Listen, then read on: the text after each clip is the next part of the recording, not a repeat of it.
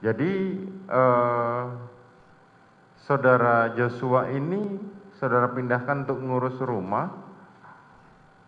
Untuk tadi saudara bilang mengantar anak-anak ya? Ya, mengantar anak karena memang waktu itu kan masa pandemi, jadi Masa tidak ada pandemi. kegiatan. Tapi sebagian saksi kemarin dan termasuk beberapa ajudan saudara yang diperiksa di sini mengatakan bahwa Joshua menjadi ajudan ibu.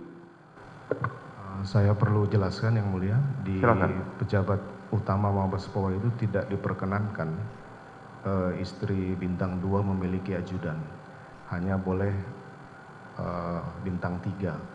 Ini mungkin istilah dari mereka saja ajudan yang mulia. Istilah dari mereka saja, tapi faktanya dia tinggal di rumah saguling dan mengurus anak-anak, termasuk menyupiri istri saudara. Bukan mengurus anak-anak yang mulia, tapi